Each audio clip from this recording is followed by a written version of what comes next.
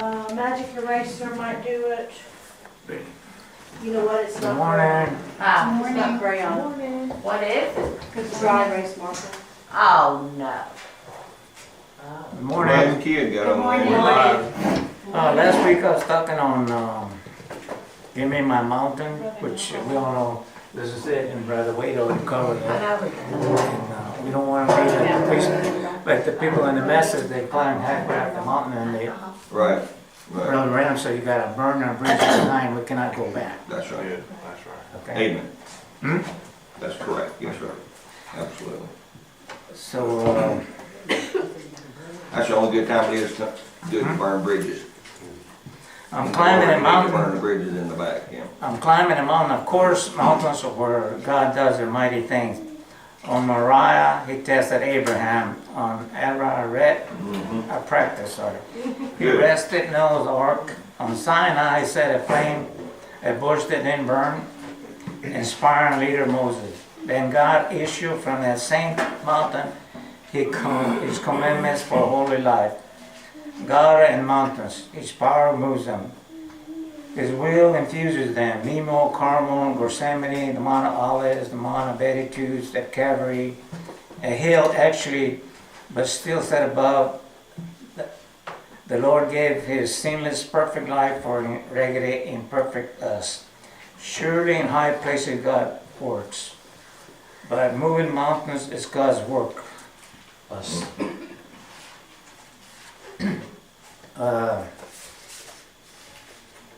Brother Lewis, you want to sing that song? The God in the mountains is the same, and the bellies. So I'm going to sing it right now. We can all go home. No, you go ahead. Let's say, Noah was a type of the church, but no matter what Noah did, the Bible said Noah walked with God. And Enoch is a type of the bride. In Genesis chapter 5 verse 24 say, and Enoch walked with God, and he was not, for God took him. Yep. I'm kind of backtracking a little bit in case I missed something. So in Sodom and Gomorrah, the angels stole Lot. And it came to pass when they had brought them out forth abroad that he said, escape for thy life, look not behind thee, neither stay thou in all the plain, escape to the mountain, lest thou be consumed. If I have time today, I'm going to do the Bible trivia. And Sister June's the only one that's going to get the answers, because she asked me, could you give me the answer and I'll print you the... No, she asked me, give me the questions, I'll print you the answers. So she's the only one that's going to get them all right. She's smart. She married me. Yeah, you didn't even know that. And stayed married to me. Dumb. Future home of the Advent Bridegroom. The only time you ever agree with me, I went here, amen, upstairs. In future home of the heavenly bridegroom and earthly bride, Brother Branham said, now perfectly Noah was a type of those carried over. Remember when Noah came out? Ham was with him. Sin was still in there. Sin went right on over through the ark. Unbelief, doubt went over in the ark. Carried above the judgment. But Enoch went higher than the ark. He went on into the presence of God. But Noah went through and come out, and there was still sin. Type of the millennium of world's condition. The millennium is not an end of it. There still be time after the millennium. The millennium is a space of time, but not the new earth. No, indeed.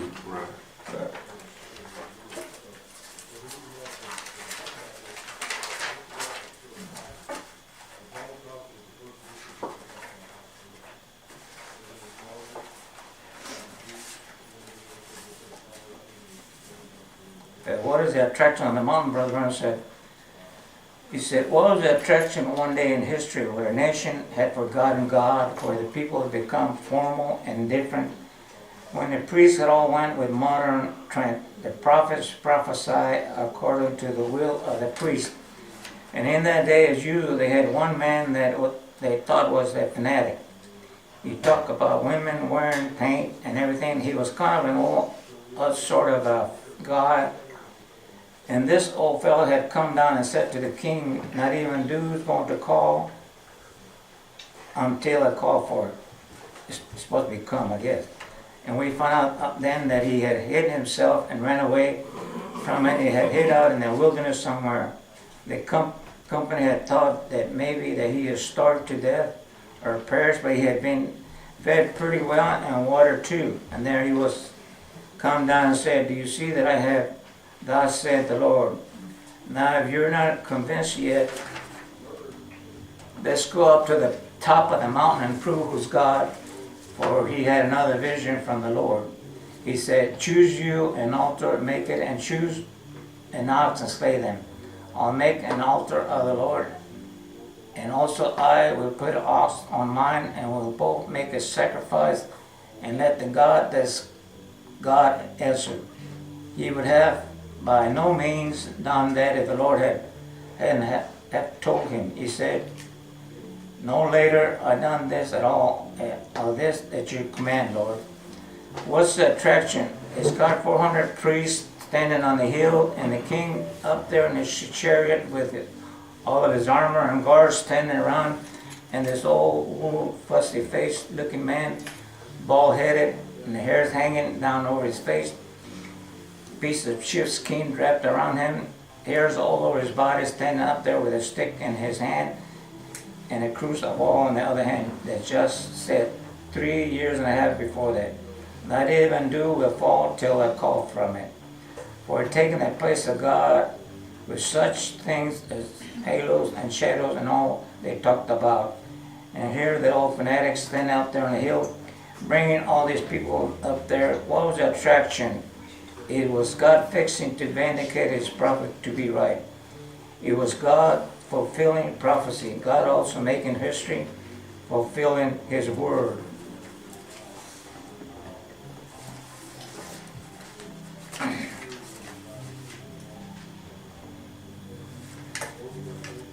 Jesus and the authority of the word. Elijah, the great prophet of old, Jehovah's great witness, when he had went to Mount Carmel, called up Israel before Balak to see which was God, he said, if Balak be God, serve him. If God be God, serve him. When God anointed him with inspiration, gave him a vision, told him how to do things, and he went out there and called all the prophets of Baal and let them make a sacrifice. They screamed and cut themselves. No God. Elijah killed the bullock, laid it upon the rock.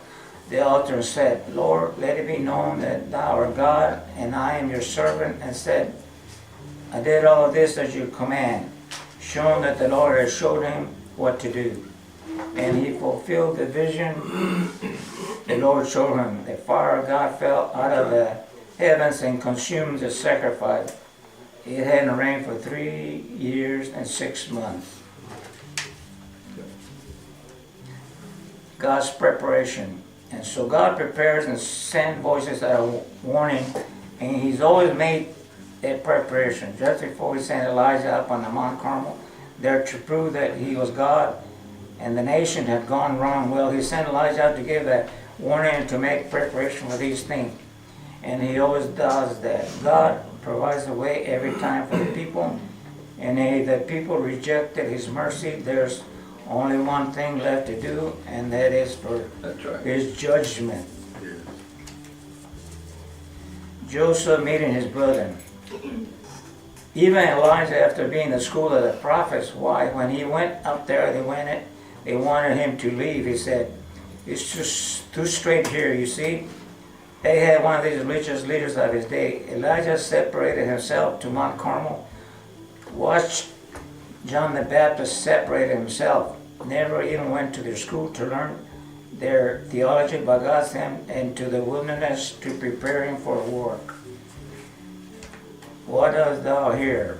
And the showdown came, and showdown has come again, and Elijah up on Mount Carmel. When they thought that all the days of miracles were past, there could not be nothing else like miracles. There was one man who believed it, and he said, bring up all your prophets, bring them up here on the mountain, and let's prove, see who's God. See, I love the scriptures. A true sign. Now, up on Mount Carmel the day when he called the showdown, and he called Ahab and the thousands of priests that belonged to the temple of their denominations, he called them up on Mount Carmel, said, come up here, meet me up here, I'll stand the whole bunch. What did he do? He had, thus said the Lord. He wasn't afraid. He said, offer up a bullock and call on Bailey. Let the God that answers by far be God. So all day, until from morning till after dinner, they jumped up on the altar, they lanced themselves, they screamed, they hollered. Elijah walked back and forth and said, holler a little louder, maybe he's going on fishing trip or something. He's out pursuing or something, for he had thus said the Lord. He was satisfied he had the word of God, and the brother and sister, what more does any man need than a promise of God? God said he would do it as Abraham. He counted God able to perform what he spoke about. He knew that God could do it because God said so. Confirmation and commission. On Mount Carmel, he had the showdown between the false gods and the true God. He laid the sacrifice, walked out there and said, Lord God, be God.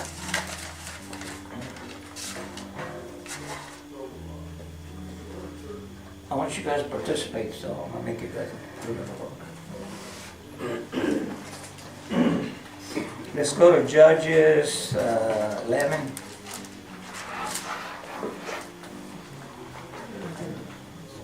Let's start at the verse 30th.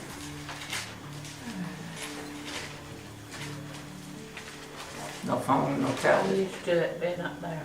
Hmm? You got a Bible Bible.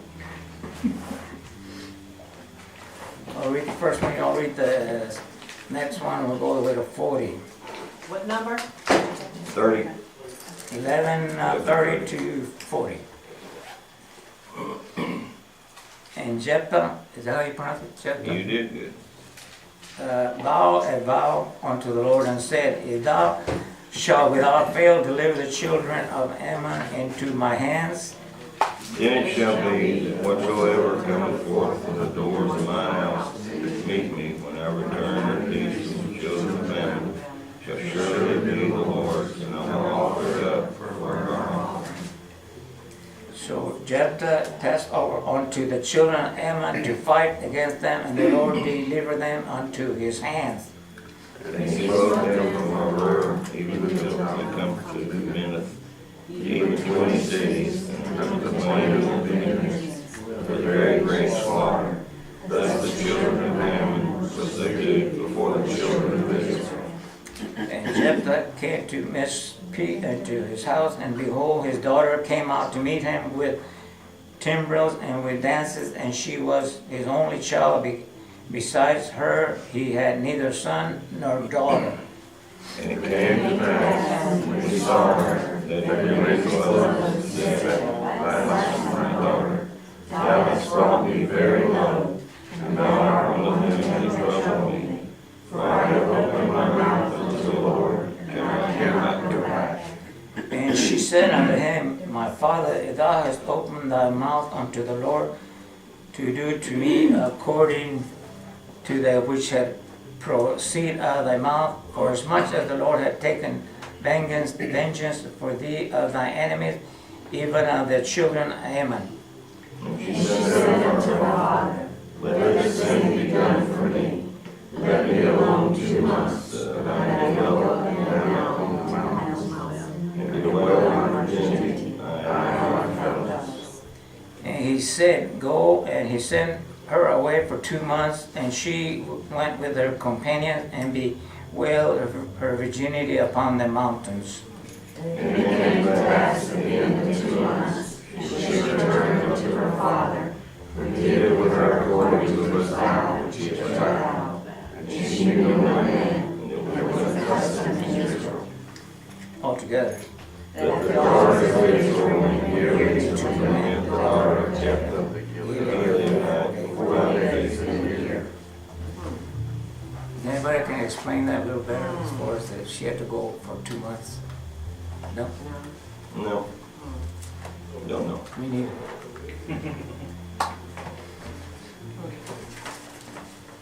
She must have been pretty obedient. She returned. She could have just left the country. Says she was a virgin. Yeah. Maybe she said, let me go up to the one and talk to God. Yes.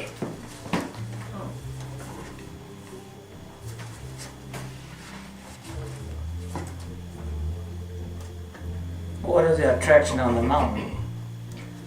The brother sang a while ago, or he was supposed to sing, on the hills far away stood an old rugged cross.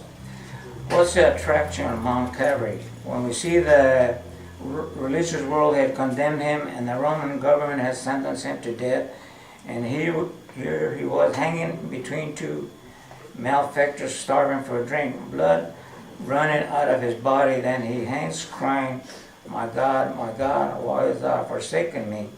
And the religious people standing there looking at it, little did they know that the prophecy of the Old Testament was being met right there at Calvary at that time.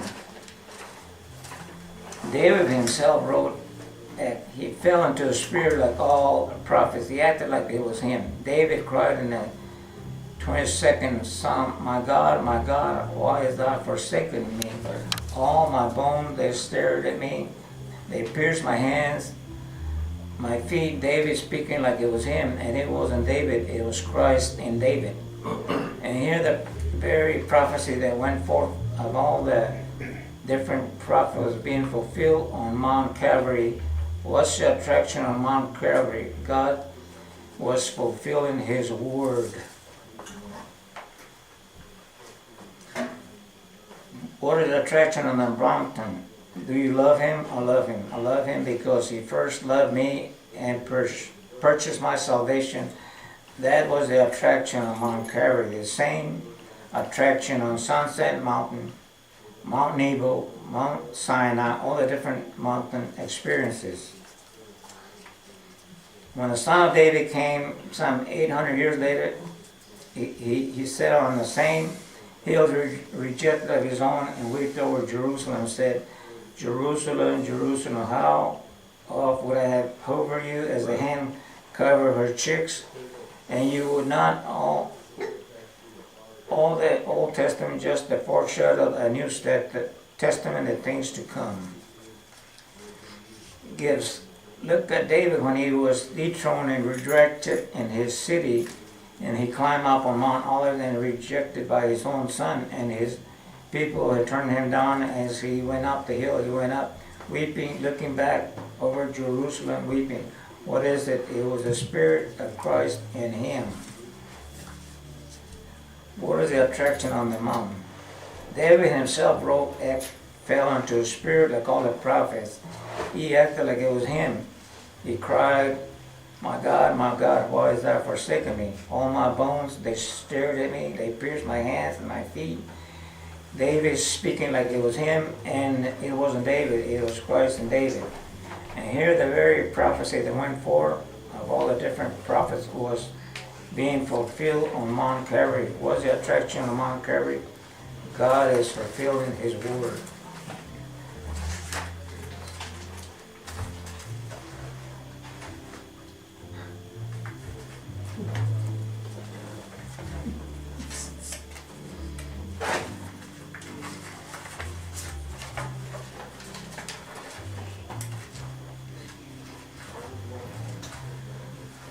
The future home of the heavenly bridegroom and earthly bride. John said, I saw the heaven and earth depart as a scroll. And Jesus said, heavens and earth shall pass away, or in other words, heaven and earth shall be changed. That same word right there again. No, not highlighted. For later in Revelation, you saw the new Jerusalem coming down from God out of heaven and sitting upon this earth. It doesn't mean that it will be annihilated. The system will be changed. Also, we find out here in Revelation 21:24, it says that the kings of the earth will bring their honor and glory into their new Jerusalem, sitting on this earth. It shall be changed. Yeah.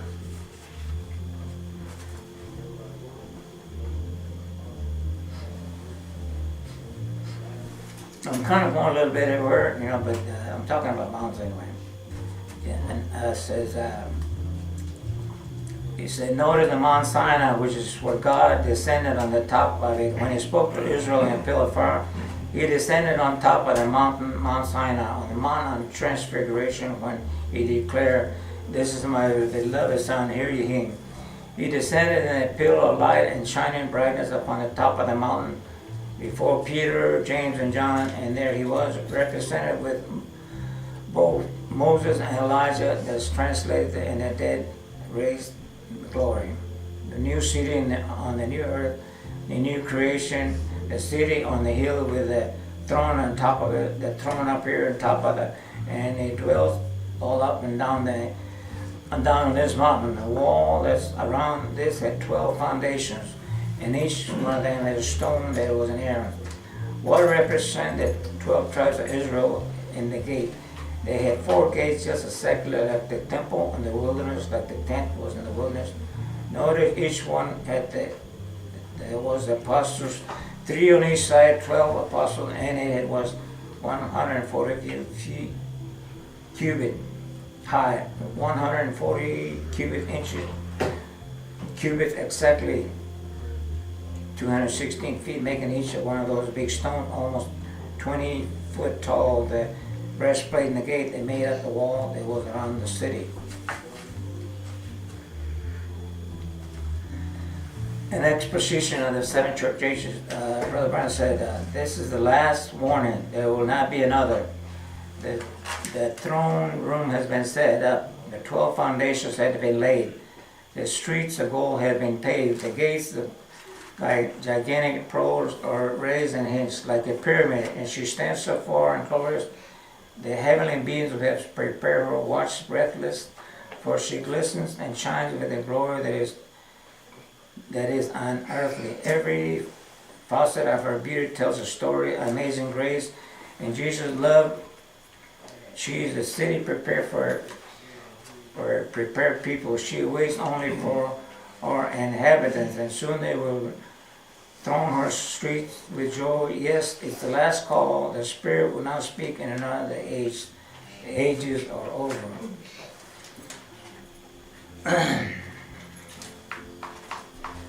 This is our last call. California's going crazy. I was talking about chicken with, sorry.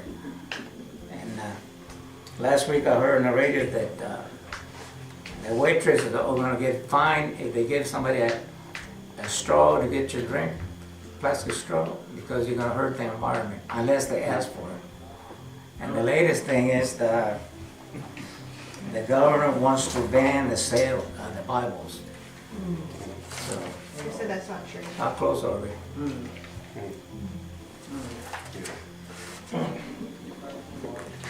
Let's do Sister June's.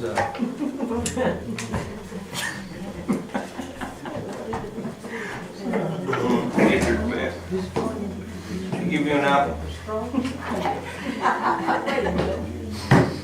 I asked this last week, but we didn't get an answer, so we're going to vote. She's the only one that's going to get it right. Who bought all the land in Egypt? Anybody know who bought all the land in Egypt? Who what? Who bought all the land in Egypt? You asked that. See, I told you she knew. You asked that last time. I told you she knew. Let's go to Genesis 47, 19, 26. Brother Wade knows too, because I asked him. What? Genesis 47, 19 to 26.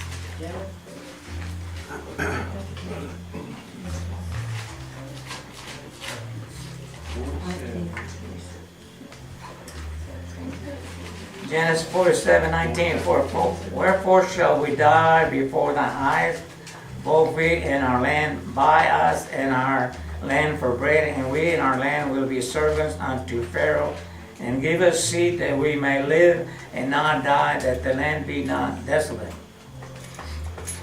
And Joseph bought all the land of Egypt for Pharaoh, for the Egyptians sold every man his field, because the famine prevailed over them, so the land became Pharaoh's.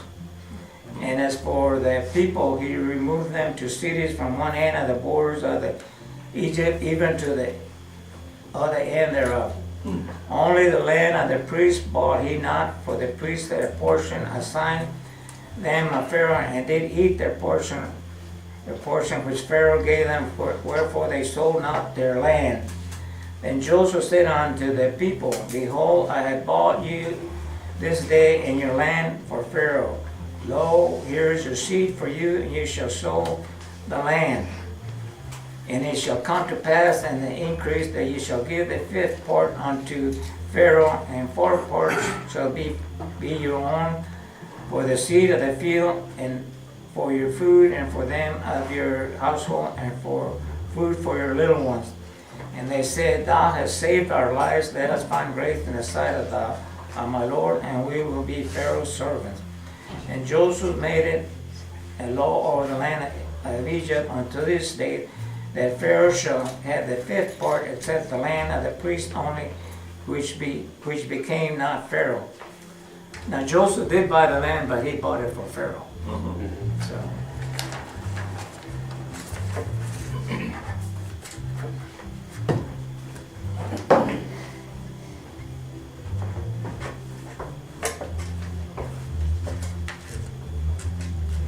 She probably doesn't know this one. One man became so angry he cut a yoke of oxen into pieces.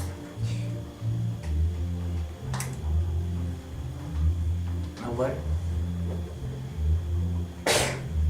Let's go to 1 Samuel. Then we'll go to 11,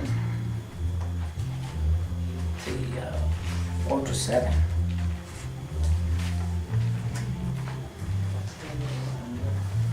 First Samuel 11, 4 through 7. Then came the messengers to Gibeah of Saul and told the tidings in the ears of the people, and all the people lifted up their voices and wept. And behold, Saul came after the herd of the field, and Saul said, What ailed the people that they wept? And they told him the tidings of the men of Jabesh. And the Spirit of God came upon Saul where he had heard those tidings, and his anger was kindled greatly.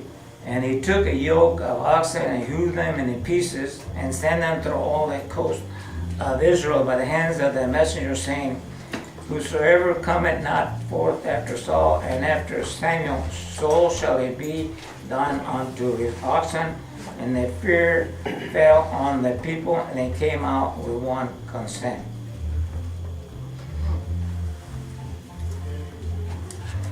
Who became so angry with his father, he left the dinner table without eating.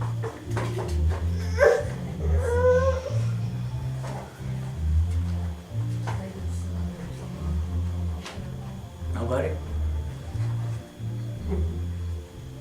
Let's go to 1 Samuel 20, 33 to 34.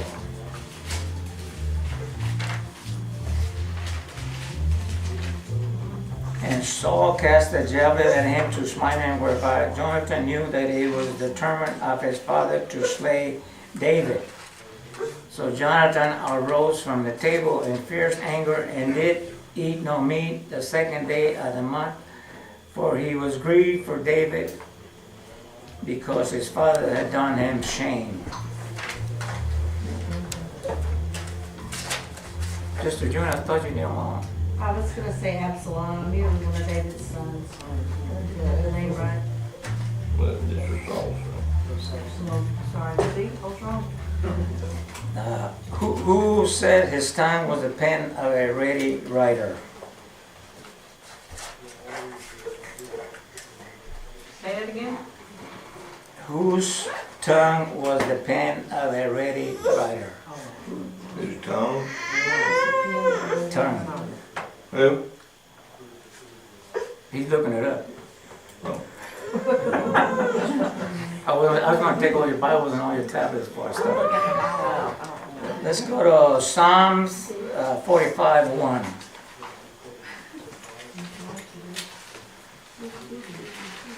Maybe David.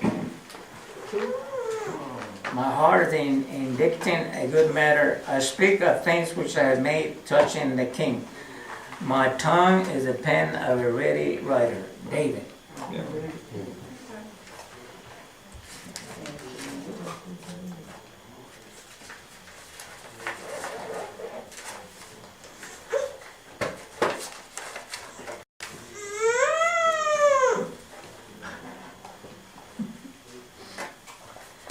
What baby was given a name by his dying mother but had it changed by his father?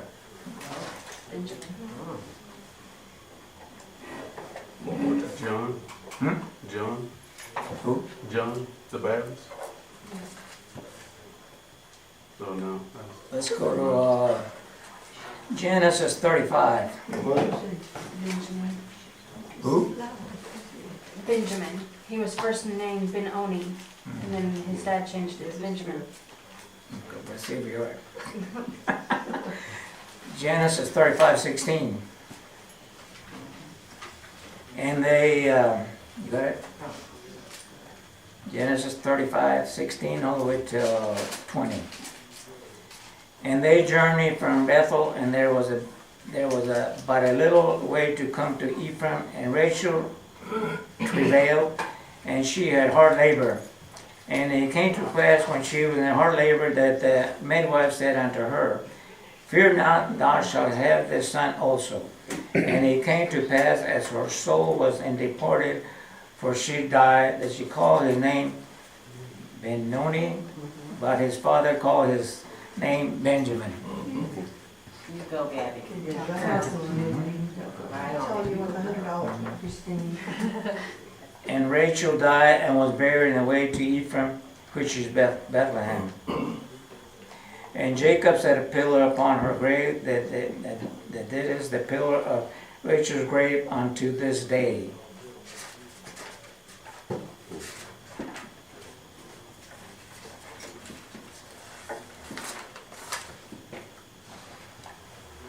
What 5-year-old was dropped by his nurse and lame for life?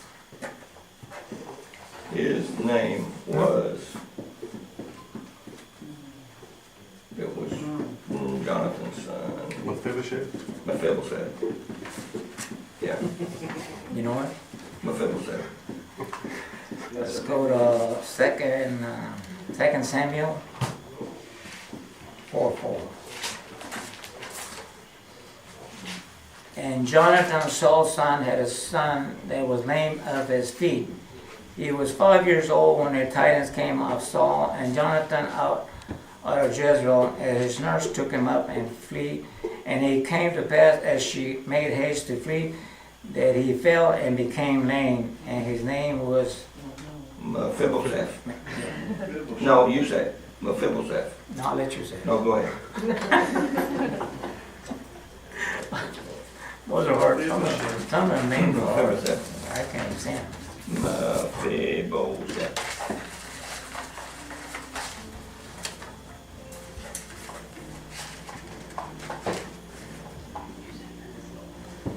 Who bought a hill and built a city on it?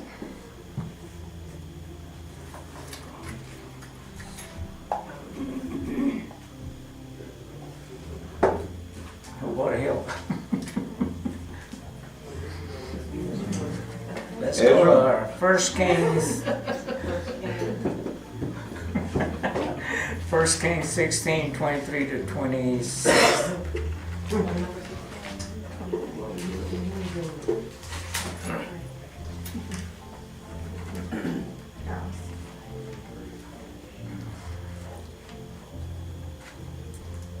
First Kings 16:23-26.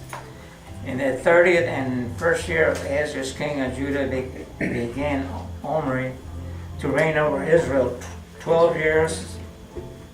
6 years reigned he in Tirsha. And he bought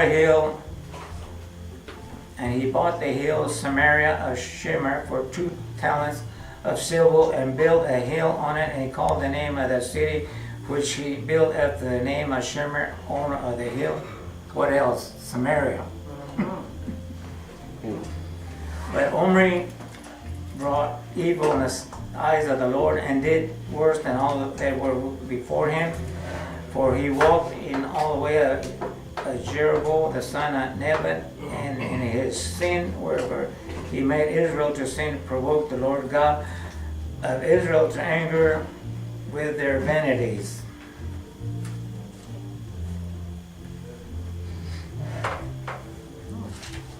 Who built cities in mountains and castles and towers in the forest?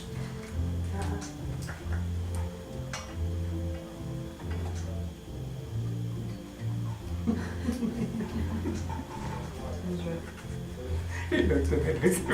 What are you talking about? 2 Chronicles 27, 1-4.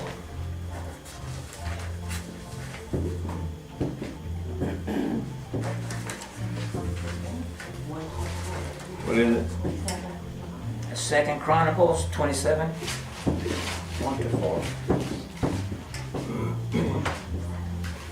Who built cities and mountain castles and towers in the forest? 2 Chronicles 27, 1-4. Jotham was 25 years old when he began to reign, and he reigned 16 years in Jerusalem. His mother's name was Jerusha, the daughter of Sadak.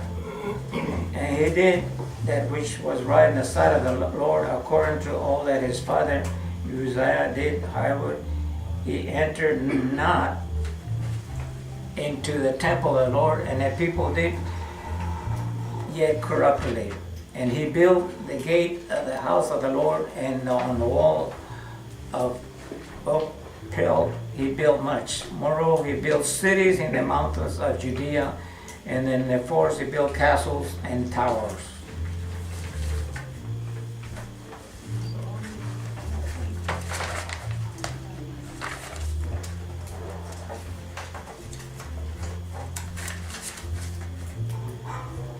You have any more, Sister John? I got a baby dedication. Who built the ark? No, where was it? Ark landed? That's the hard one for me. No, I practice all the Iraq. Am I done? We got a baby dedication, so we play. Oh, thank you for helping. Thank you. Thank you. Brother Wade. Oh, listen, next Sunday, read the first chapter of Romans. We're gonna go to the book of Romans, verse by verse.